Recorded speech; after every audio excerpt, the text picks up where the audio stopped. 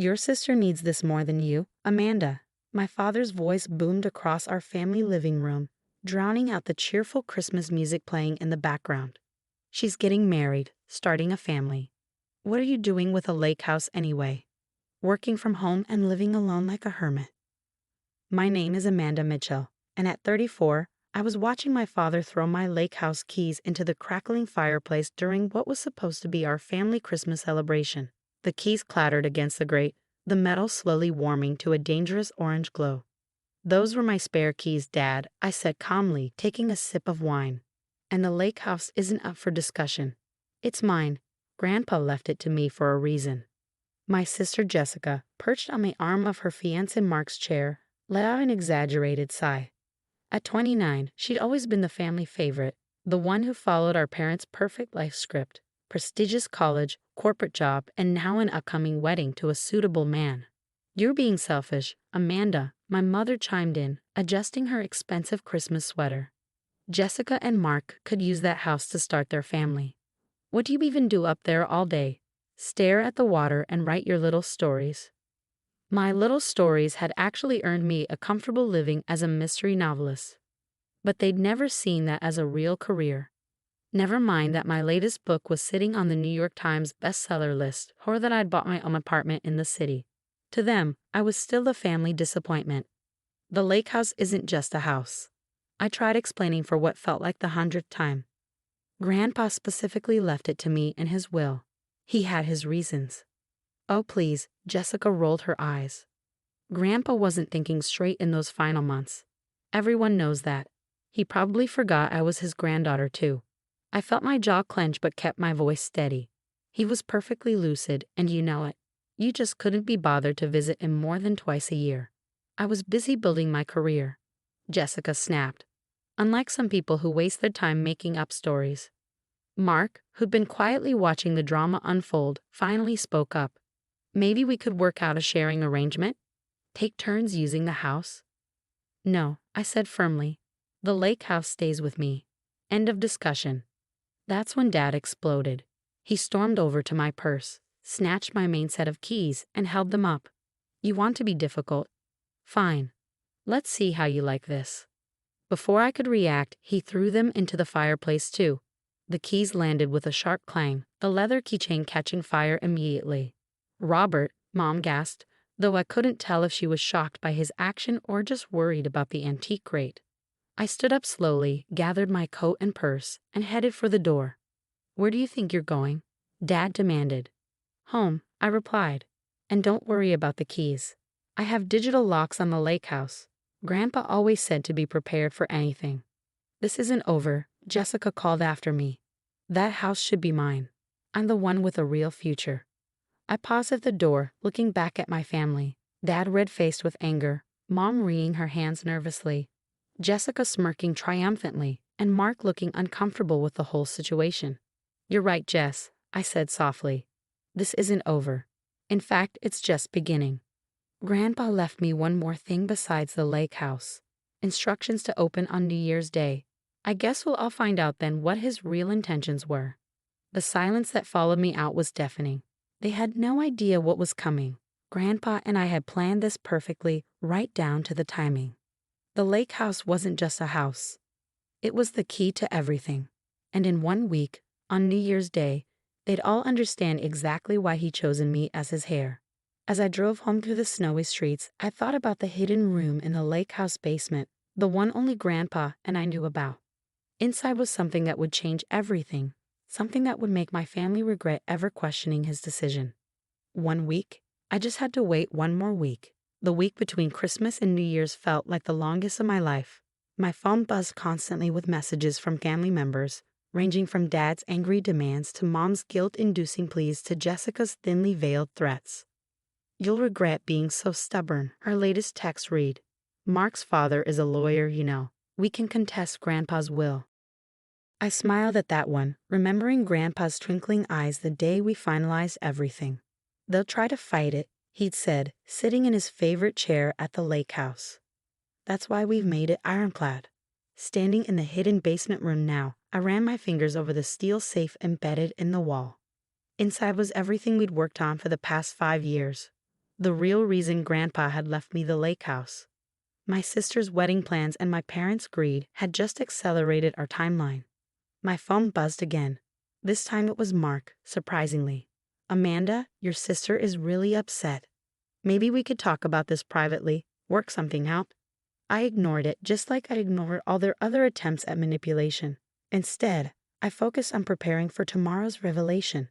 The formal letter from Grandpa's lawyer would arrive at 10 a.m., requesting the family's presence at the lake house at noon. Everything had to be perfect. That evening, as I sat on the dock watching the sunset over the lake, I thought about all the summers I'd spent here with Grandpa. While Jessica was off at fancy summer camps or traveling with friends, I was here, learning about his life's work, his real legacy. Your sister sees the surface, he told me once. You see beneath it. That's why you're the right choice. A car door slammed in the driveway, interrupting my thoughts. I turned to see Jessica marching toward me, her designer boots crunching in the snow. I knew you'd be here, she said, her breath visible in the cold air, hiding away like always. I stayed seated, keeping my voice calm. This is my property, Jess. You're trespassing. She laughed bitterly.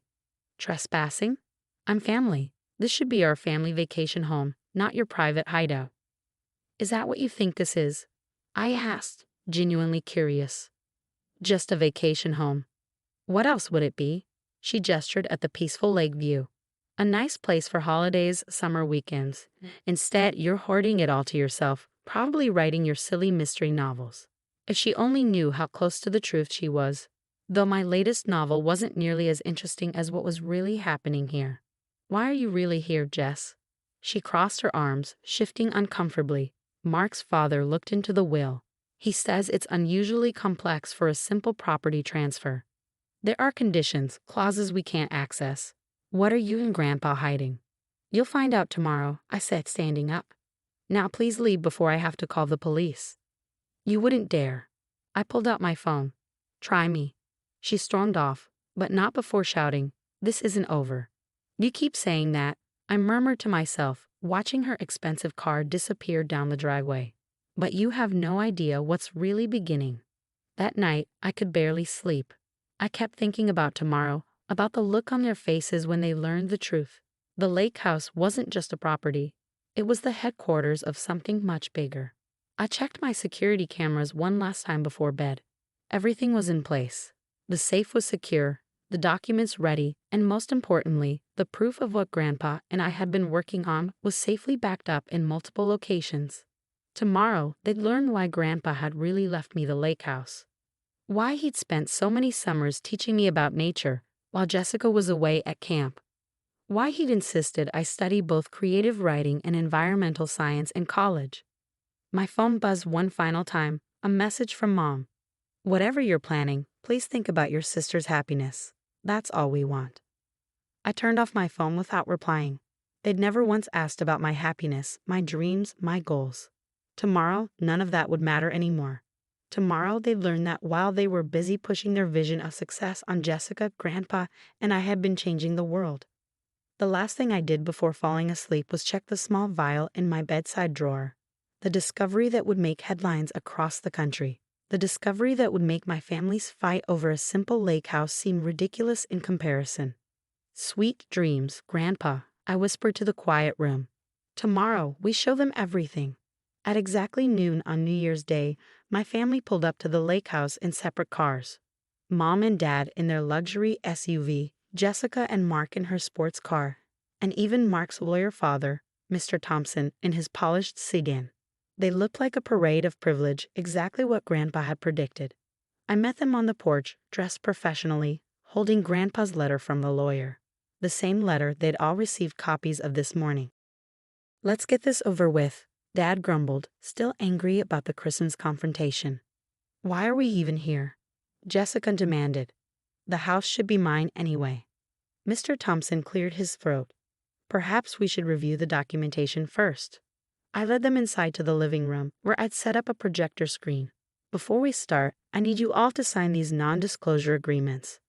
NDAs, for a house discussion. Mom looked confused.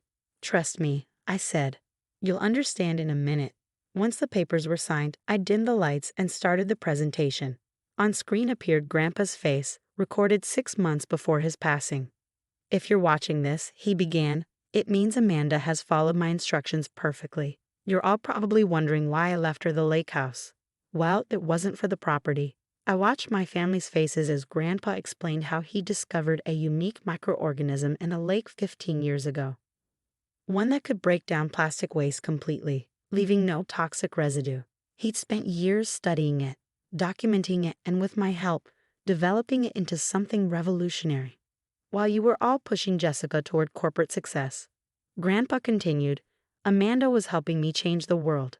The lake house isn't just a house, it's a research facility. And Amanda isn't just my granddaughter, she's my research partner. Jessica's mouth fell open. Mom grabbed Dad's arm. Mr. Thompson leaned forward, suddenly very interested. I took over the presentation, pulling out the vial I'd checked last night. This contains the formula we perfected. Major environmental companies are already bidding for the patent. The starting offer is $50 million. $50 million? Dad stammered. That's right, I said calmly. The lake house isn't worth fighting over. It's what we discovered here that matters. And Grandpa left it all to me because I was the only one who saw its value beyond real estate. Jessica stood up, her face pale. But I'm the successful one. The one with the business degree. Success isn't just about corporate titles, Jess, I replied. Sometimes it's about seeing the bigger picture. That's what Grandpa taught me. Mr. Thompson was already pulling out his business card. We should discuss representation for the patent. Already handled, I cut him off. Grandpa arranged everything before he passed. The patents, the research, the legal protection. It's all done. Mom started crying. But I couldn't tell if they were tears of regret or frustration. Dad just sat there, staring at the vial like it might disappear. I never wanted the lake house for myself, Jessica whispered. I just wanted to win, like always. I know, I said softly, but this wasn't a competition. It was about who would understand Grandpa's vision, who would protect his legacy. Standing there in the room where Grandpa had taught me so much, I felt a deep sense of peace. The truth was finally out. The house stays with me, I announced, but I'm willing to